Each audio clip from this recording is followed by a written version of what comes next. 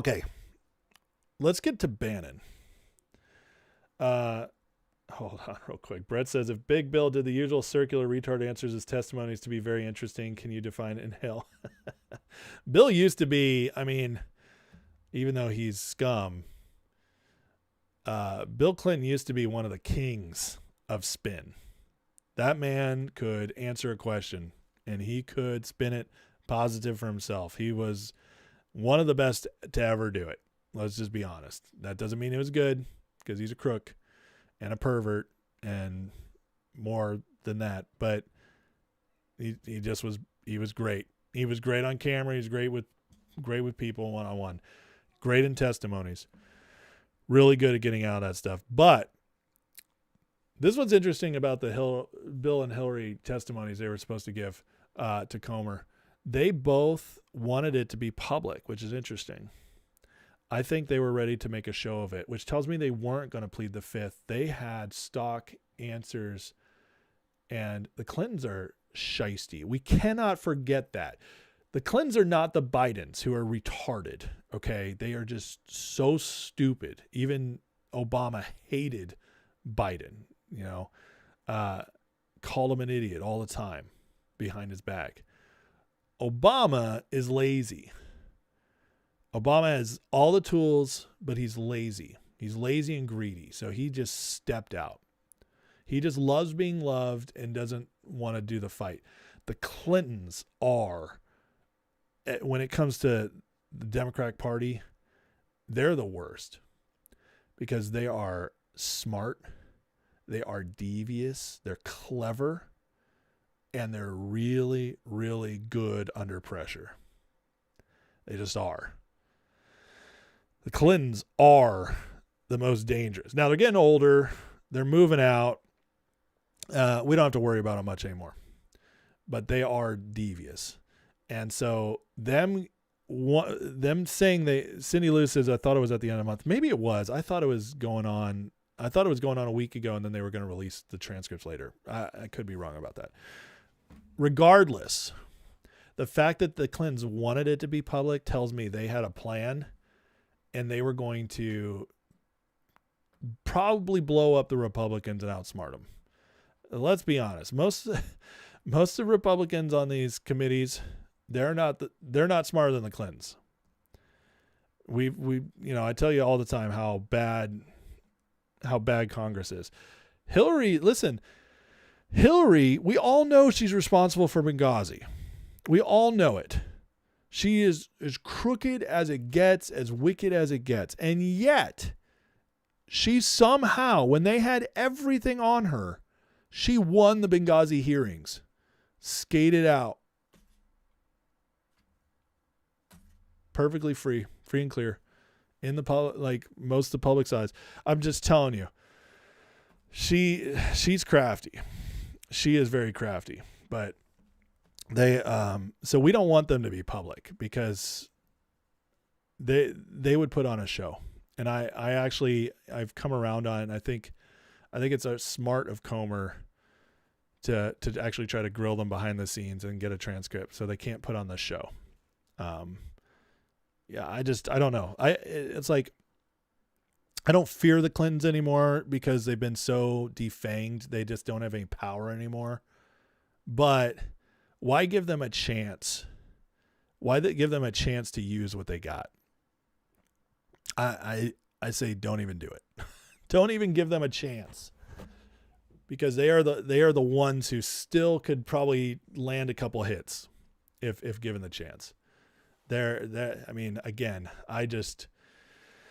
Bill and Hillary, their entire lives are built around performing evil acts and grabbing more power. And they've been able to do quite a bit of that because of their cleverness. So anyways, okay, let's move on to Bannon. Okay, Bannon, finally, what I was asking for him to do, finally issued a statement on the Epstein chat logs. Yes. Thank you, Steve. What do you have to say to us, Steve? Tell us why you are all over the freaking files. By the way, Raheem Kassan runs the National Pulse. So Bannon, this is the only place I saw the story being ran. Bannon went to his buddy to get a nice, easy going story on this, which is, again, that's just not the best. He should have done this whole thing on War Room. Maybe he did. I didn't watch today, but here's his statement. Bannon issued a statement on Epstein chat logs. War Room host and former Trump White House chief strategist Stephen K. Bannon has addressed his appearance in the Epstein files, confirmed the upcoming release of a documentary on the deceased pedophile. Bannon, America First stalwart. Look at this puff piece, man. Exchanged many texts with Epstein in the months before his death in federal custody as he was preparing a documentary on him. I am a filmmaker and TV host with decades of experience interviewing controversial figures. That's the only lens through which these private communications should be viewed. A documentary filmmaker working over a period of time to secure 50 hours of interviews from a reclusive subject. This would later be released and destroy the very myths Epstein created. I mean, look at this. It's just like you can tell yeah, his buddy do it. The documentarian spending time with subjects they intend to cover critically is not uncommon. Okay. This is hard-hitting journalism right here, Raheem. The famously Martin Bashir was recorded comforting Michael Jackson, telling him he was a wonderful father. Look at this puff piece. It's totally covering for Bannon. A spokesman for Bannon. You are the spokesman for Bannon, Raheem. For Bannon confirmed his interactions with Epstein were an attempt to ingratiate himself for the documentary. Notably, this is just, it's all just trying to puff up Bannon. Guys, this is pathetic. I hate to say it. Bannon, you could have done so much better. This is pathetic. I'm sorry. At this point, when you release your documentary, it better be the greatest thing we've ever seen. Because you cannot tell me that getting in with Epstein just to perform this documentary is why you were plotting against Trump. You cannot tell me why you offered up information about getting John Bolton into the administration to sabotage Trump. You cannot tell me that you're offering that information to Epstein in order for a documentary. You can't tell me that when Epstein told you to form a media company to get around FARA, that you started one a month later. You can't tell me that had to do with the documentary, Steve. Come on. You got to do better than this. This is so pathetically weak. And to go to your buddy, who's literally a mainstay on War Room, Raheem Kassan, always on there, to go to him and have him write this puff piece for you. This is the response? This is pathetic. This makes it look worse, Steve. Oh my God, this is so bad. This is so awful.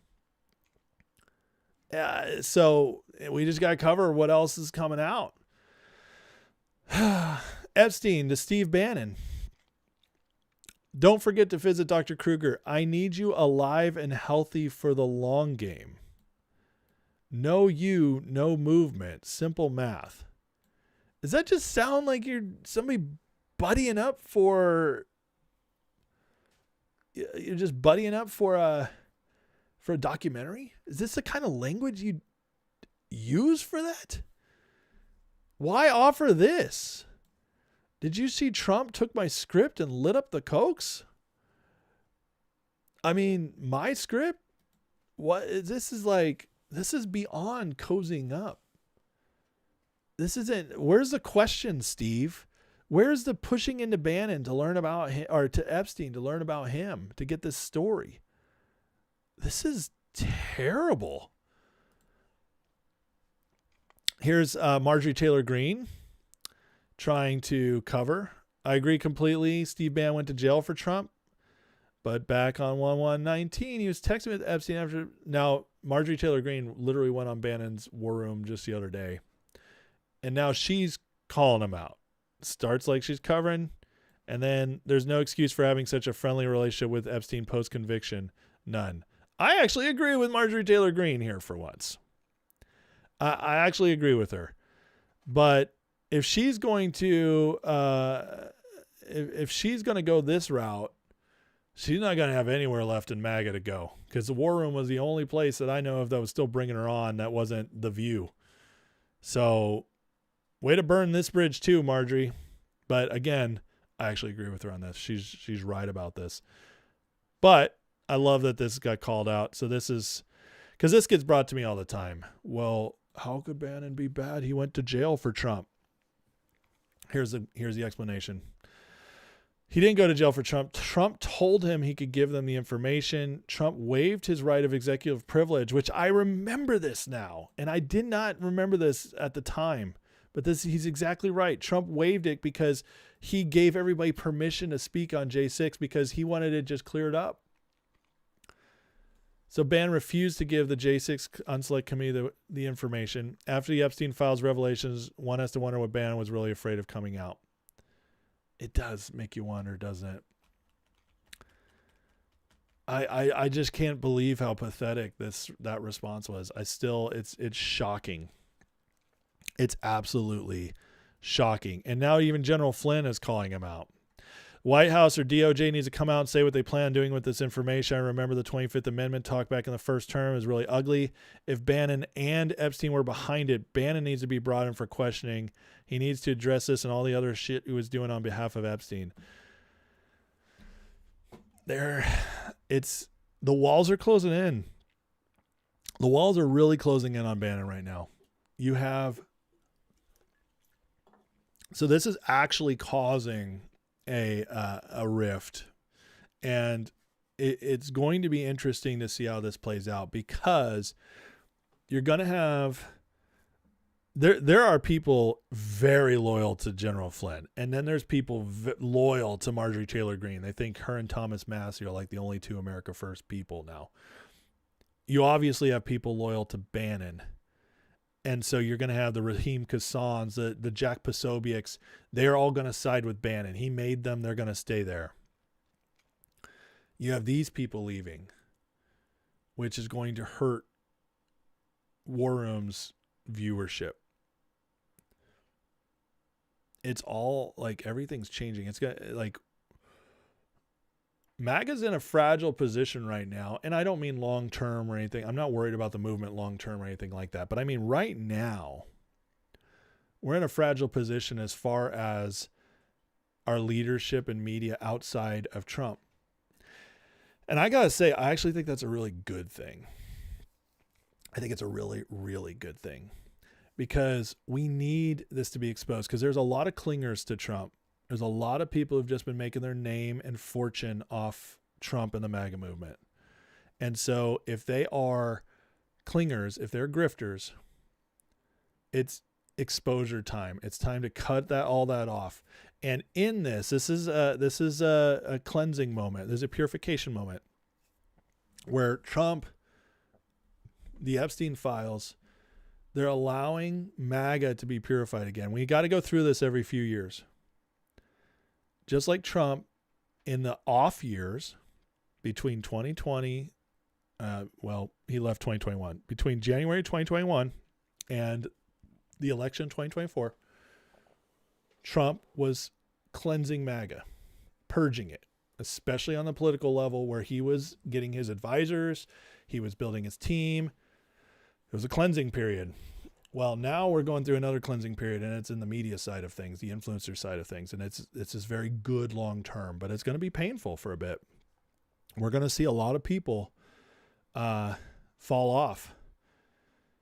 And the Bannon thing is interesting. Again, I'm not saying I'm 100% Bannon's bad. I'm not 100%, because he has done good things. I am saying I am extremely suspicious of the man now, and I cannot trust him. And I am definitely leaning more towards the fact that he's just a grifter out for himself. I'm leaning that way. I am still very open. If we get something incredible, if he drops an incredible documentary on Epstein that just blows everything up and exposes the deep state and changes the world, awesome. If it comes out that him and Trump were in cahoots working together trying to infiltrate Epstein, awesome. But we need something that big now to bring Bannon back into the fold. Because, guys, as smart as Bannon is, this is so pathetically weak and stupid, this response story. It's just so bad. And look at Kazan, how he promotes it. New National Pulse. Bannon issues statement on chat logs, commits to film release this year. And then it writes that crap story. It's just so bad. So bad. And then we got this circulating right now. Here's Cernovich years ago, 2017, right after Trump got in there and after he outed Bannon. Here's Cernovich giving us a little insight into Steve Bannon. Bannon is removed, there are going to be divorces because I know about the mistresses, the sugar babies, the drugs, the pill popping, the orgies. I know everything. If they go after Bannon, the mother of all stories is going to drop, and we're just going to destroy marriages, relationships. It's going to get personal. I will go TMZ. I will go TMZ on the Globalist. I will go Gossip Girl on the Globalist. I will go Gawker on the Globalist. So you mother effers going after Bannon, just know I broke two of the biggest stories first before anybody else. Bloomberg, Eli Lake are stealing my journalism. If you think I don't know about your pill popping, if you think I don't know about the pills people are popping, the mistresses, the sugar babies, I know all of it. So you better be smart, because the mother of all stories will be dropped, and I don't care. You now know that I don't care. I don't fear you. I don't fear your neocon globalists. Hire public relations firms. Pay off Bill Mitchell to call me names. Fabricate things about. So Cernovich threatening blackmail on anybody who goes after Bannon. Well, that's interesting. Cernovich, buddy, if you're one of the good ones, why would you hide it in the first place if this is all going on? Shouldn't this all just be outed? Aren't you a journalist? Aren't you somebody who loves exposing the truth, loves exposing corruption, and yet you're just going to hold all this just to protect Steve Bannon? That's kind of iffy. It's usually not the good guys doing stuff like that. Just saying. That's kind of weird. I don't know. And then there's this. So I don't know if this guy has good sources or not. So I'm reporting this as a rumor, and we'll see what happens. Okay. This for all the people who are like, oh, everything you say is crap. You don't bring, blah, blah, blah. You don't really say stuff. I just said I'm reporting this as a rumor because it wouldn't surprise me based on these Epstein texts. I know this. If this happened to a CEO at a major company, it would destroy a lot of companies. So I'm reporting this rumor because it feels true. We'll find out if it is later. But it said War Room is in shambles behind the scenes. Moles are saying there's panic among the ranks. They don't know how to spin this, are just pushing forward, ducking and weaving. It's not going away. Con Inc. is exposed. I gotta say, guys, the story that came out tells me that they don't know how to spin this because this is pathetic. So that absolutely adds up. We'll see where this goes. I'll definitely be staying on top of it because one way or the other, the Bannon stuff has to be sorted out, because if Steve Bannon is actually an asset against Trump this entire time and has been duping everybody in MAGA, that's going to be one of the biggest political stories of the last decade, of the last 25 years, maybe the last 50 years. Bannon's that important. So this has to be reported on. We have to keep hounding on them until we get answers, because this is so bad and it just keeps getting worse. More and more people are finding emails and these text exchanges between him and Epstein, and it just keeps getting worse. So Steve, do better, brother, because what we're seeing right now, there's literally no reason to think we can trust you anymore. None. Zero. Zip. And War Room, if it falls, it's going to be a big deal. There will be people who replace it, because MAGA is MAGA's not going away.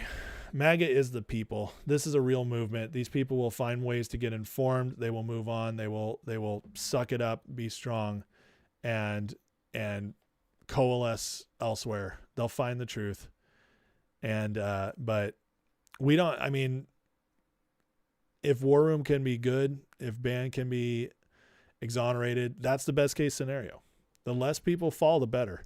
But if it needs to happen, it needs to happen.